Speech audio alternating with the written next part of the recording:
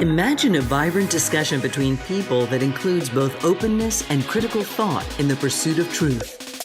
The Purchasing Truth podcast is an experience, a journey, an exploration of the impact that negative messages in politics and the media have on our families, community, society, and nation.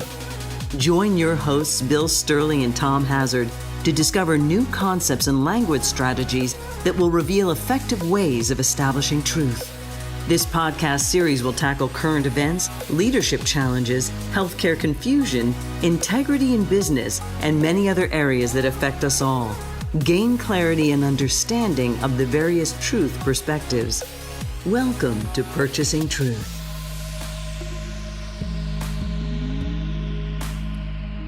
Welcome back to Purchasing Truth. I'm Tom Hazard, along with your host, Bill Stierle. And Bill, we set up last time, after talking about quite a bit that was happening around sort of this censure in the state of Arizona.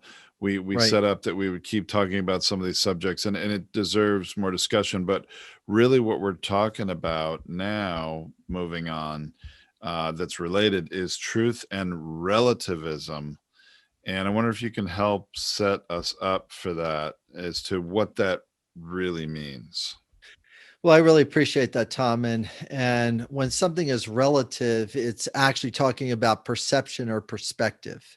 And, it's a big part of relativism is, it's like a doctrine about knowledge or truth or morality existing in relationship to culture, in relationship to society, historical context, and the weird part about relativism is it's not absolute.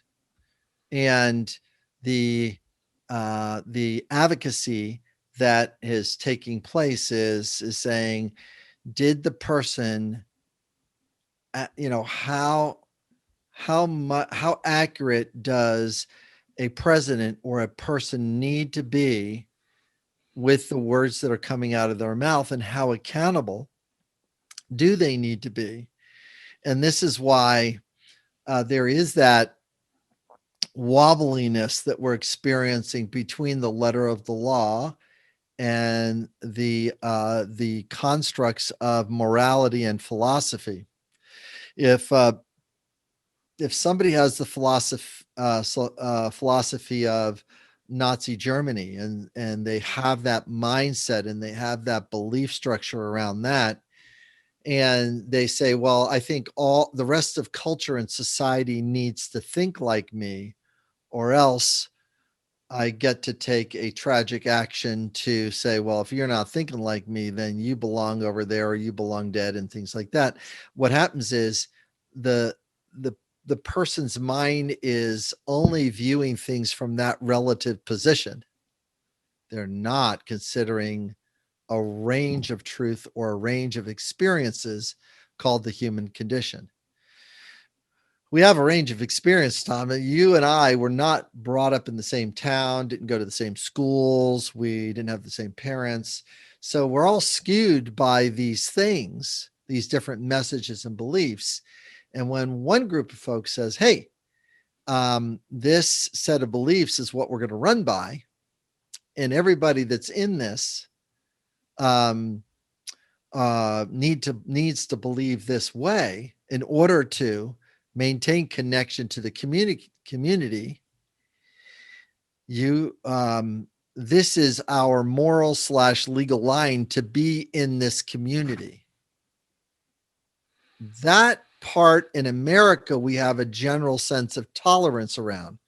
We have a tolerance around different groups of people living next to each other, saying, hey, listen, here's the things you get to believe and act upon, but don't go and cross the line with your neighbor by leaving a pamphlet on his door or knocking on his door and saying, hey, unless you convert, bad things are going to happen to you, because there will be a police officer that will show up with a threat like that, because a part of the law is not to threaten others.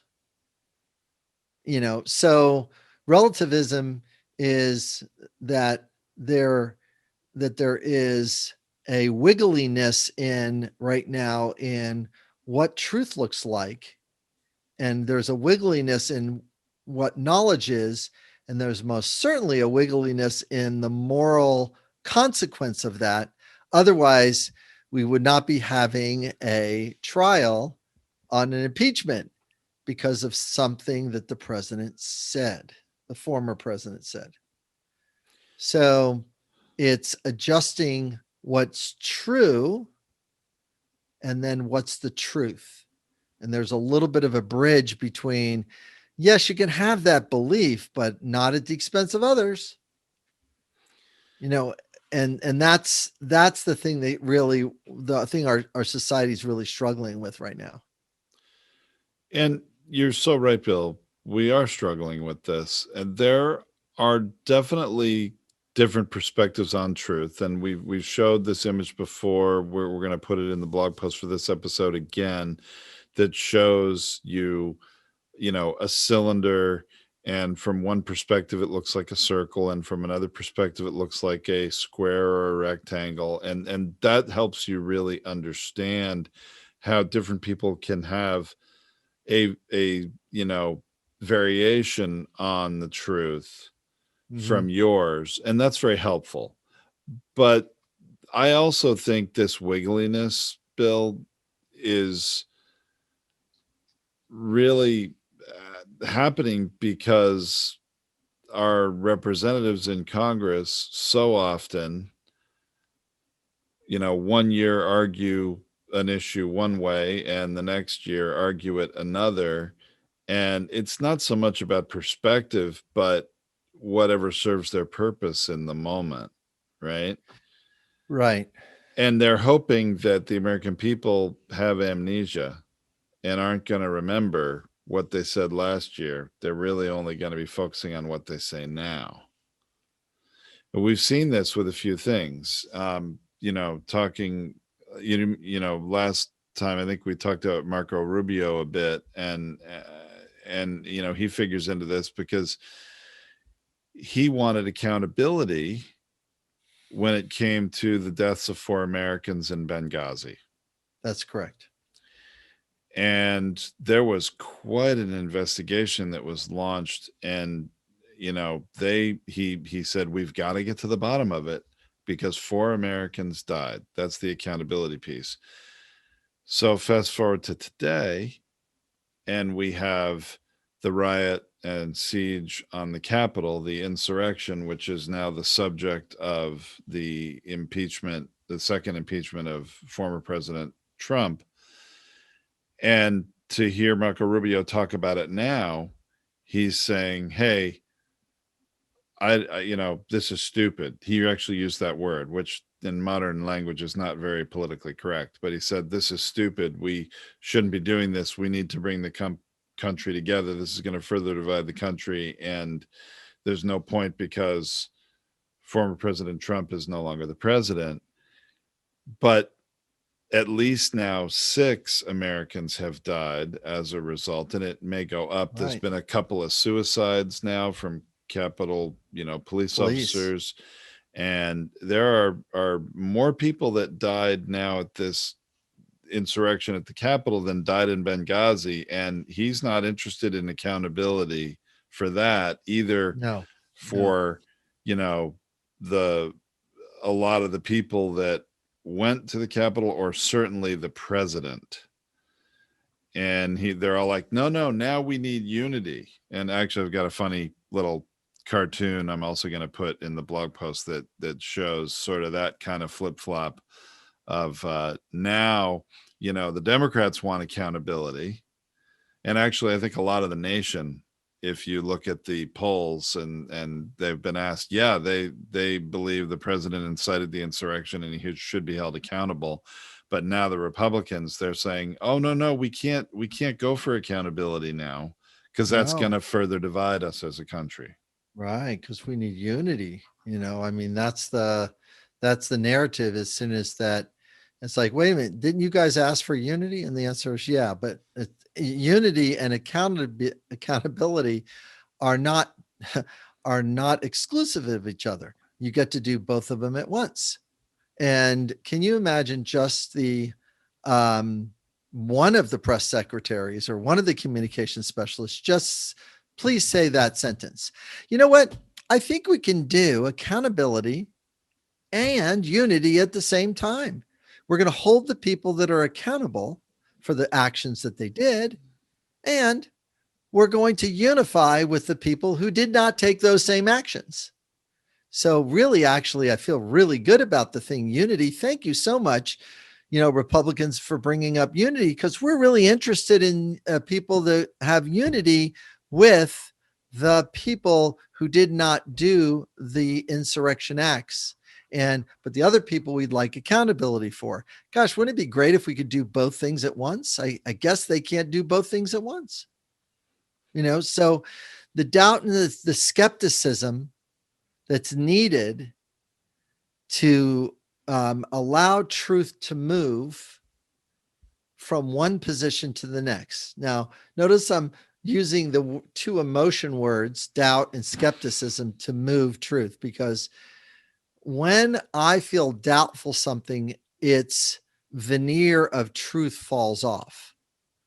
So if you said, hey, Bill, I saw some UFOs the other night out on the ocean, I would have doubt and skepticism in my mind because it's not real to me. It might be real to you, but all of a sudden it's like, oh yeah, oh, by the way, Bill, and this is the other thing I saw which was really interesting. Now my doubt and skepticism is going to move, and my truth is going to increase or decrease based on the next thing it said. So regrettably, what has taken place over the last 4 years, starting in 2016, is the following seed sentence that affects truth and trust. The seed sentence is, if I lose, it's been rigged. That's the seed sentence. And all the brain needs to do is to hear that over a period of time, namely 4 years, and then use the same narrative during the midterms, because it was used. Oh, well, there was a blue wave. Oh, they did get the things. Well, it must have been because it's elected. Meanwhile, no one is saying, well, maybe the Republicans rigged the thing, the election. Well, how did they rig the election then?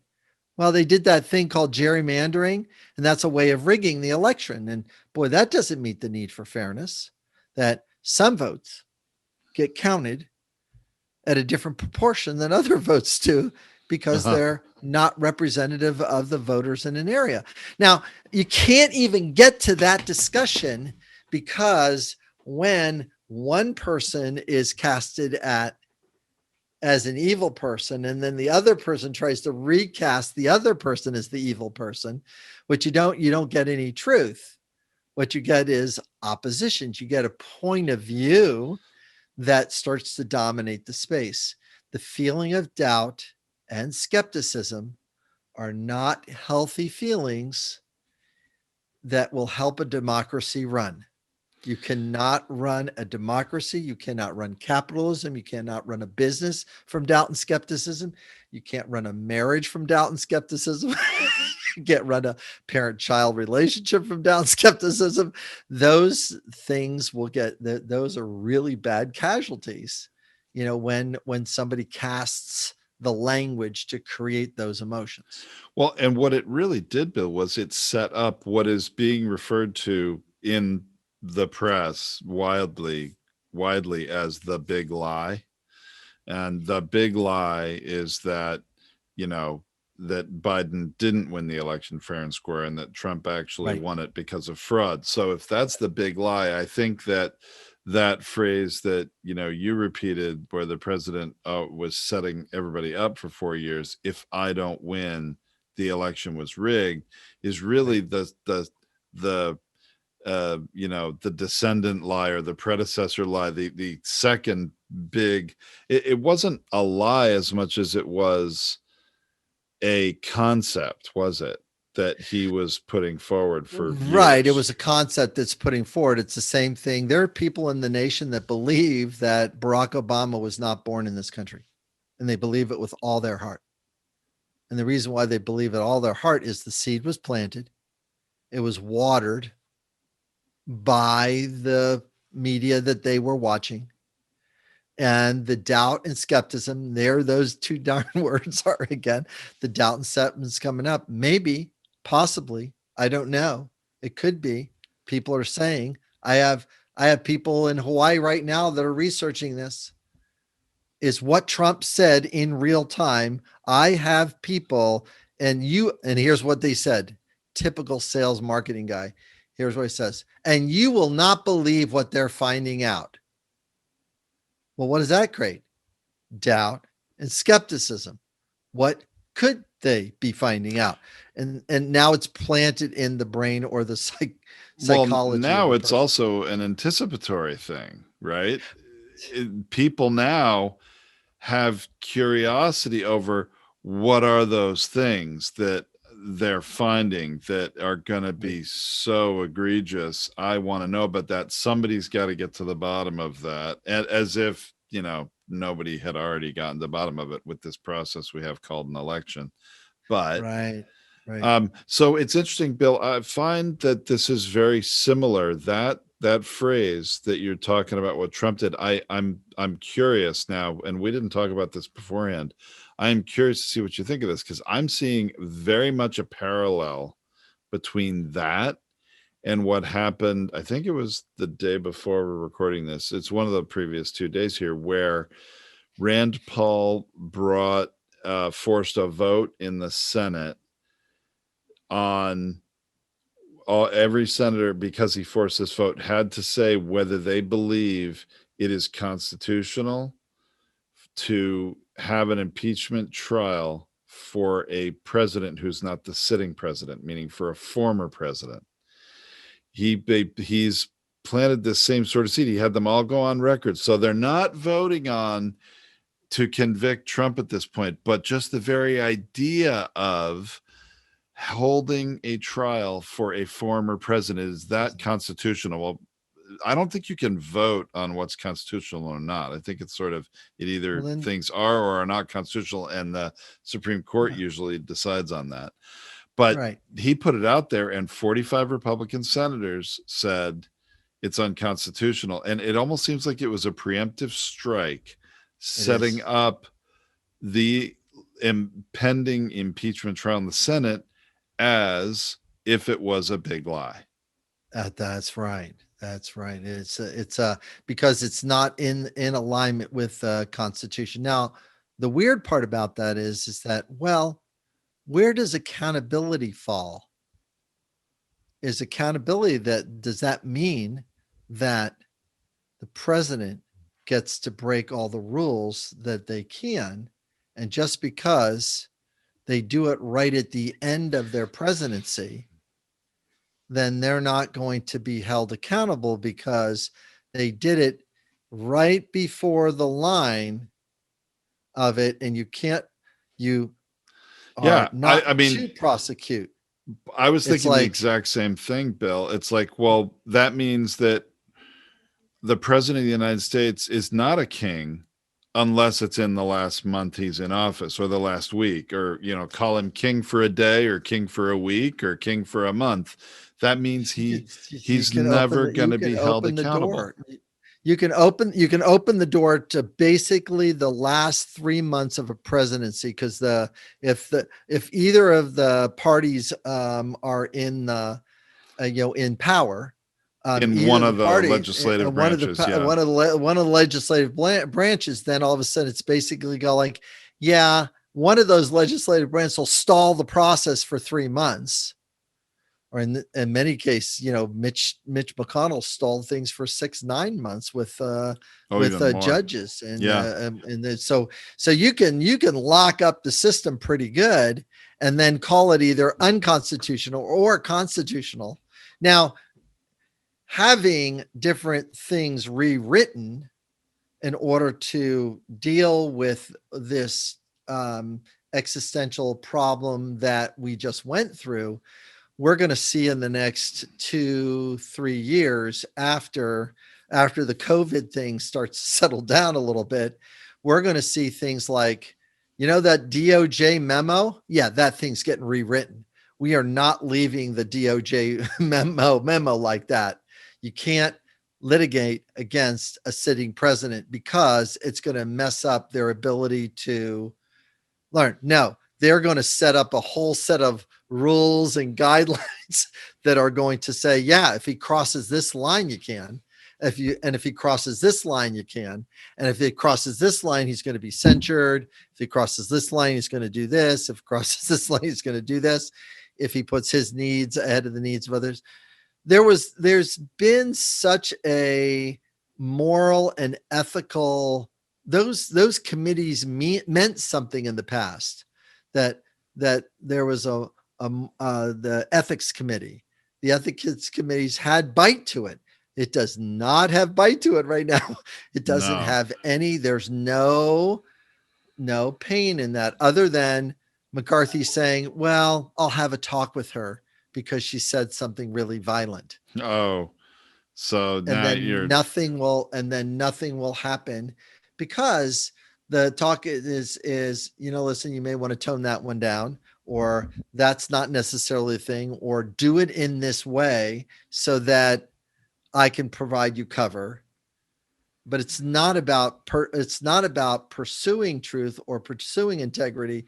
What it's about is that here's how I can give you cover for something that is unethical and immoral that we don't want in our thing, but you get to stay if you can keep around this moral and ethical line. You can say it this way, and I can give you cover anyway. So now you're talking about the representative from Georgia, Marjorie Taylor Greene. Right. That's what you're talking about. There's been a lot of things that have come out about, of course, she's the QAnon believer and follower who was elected to Congress from some district in Georgia, I believe. And more now that she's, continued to do some controversial things in her, first few days as a sitting member of the House of Representatives. Correct. She's now there. People have been digging into her past and finding all kinds of controversial things that she has said, which are,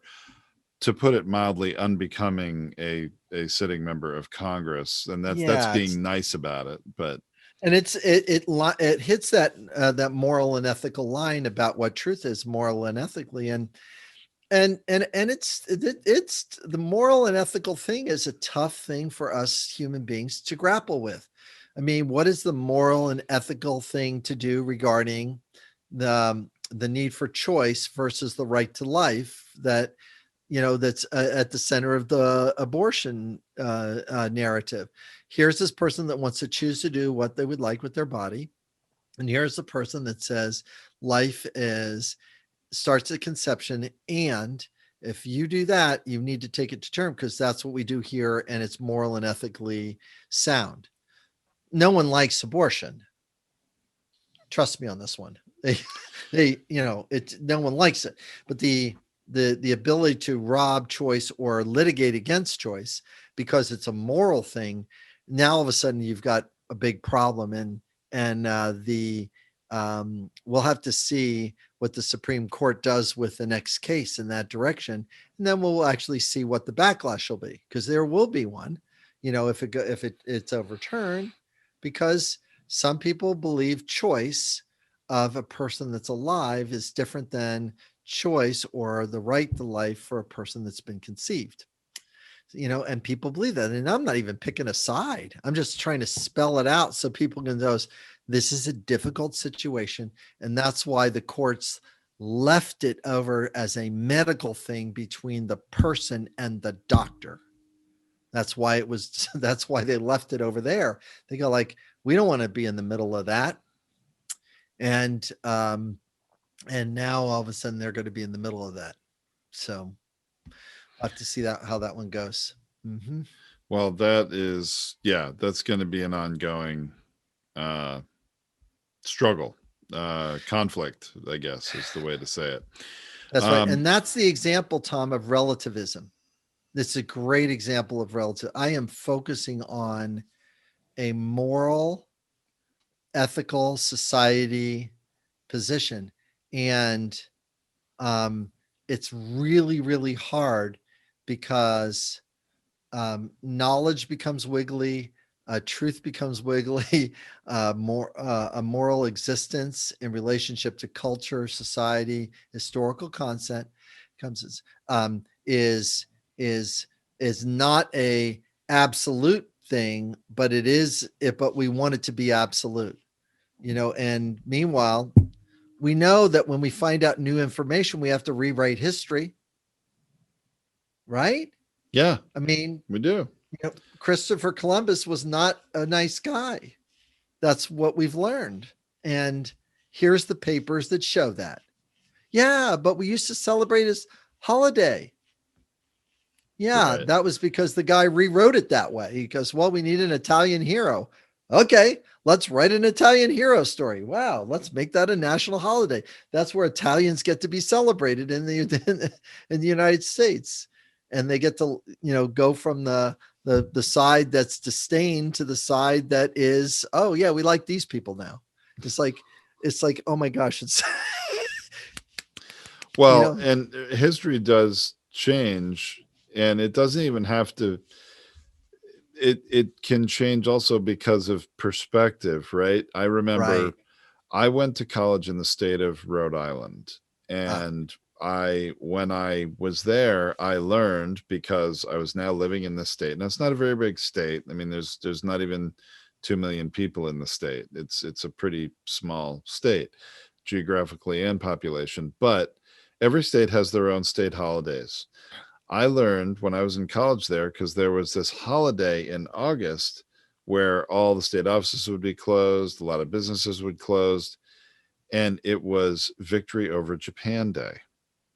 They called it VJ Day, from leftover from World War II. Sure. And at one point, many states had that holiday, but it had since gone away because, well, I mean, a lot has happened since then. And, Japan is not this major enemy. And it's not that you're rewriting history of what took place in that war, but there was also morally and ethically, there wasn't really a lot of support for celebrating victory over a country that now we're on very good terms with and are allies they're with. allies because of all the Right. different things, the constructs, the fingers inside their society that we've had for years. Similar to, Germany. How do you become this? And then all of a sudden you're an ally. And then all of a sudden you need to have a new enemy. And then there's a new ally. And, it is an unsettling experience as beliefs and attitudes change, over time, and how to best, experience those changes. And our brain does not like the change. We'd rather have things that are stable versus things that are not stable. And there's a point in a person's life that they kind of decide that, hey, I'm not going to change this thing. I've been doing this thing for the longest time, and I'm really not going to change it. It's like, yikes. How about that? I'm not going to change it. And it's okay to finish a life like that of things that you're not going to change. It's like, no, I'm not going to change that belief, or I'm going to stick with that, or whatever. And what you and I are doing is trying to build a language so that we can maintain healthy dialogue and stay out of the this relativism trap, this my way is right over another person's way is right, and just go, listen, these things are more complex than a black and white answer. And we need to do a better job of not letting our brains get hijacked, and be able to really be able to fight for each other's right to express, but also stand for mutual inclusion with the different points of view. It's like, That's a complex choice, and many people have to face those complex choices, and they're going to have to struggle with it as they're making the choice.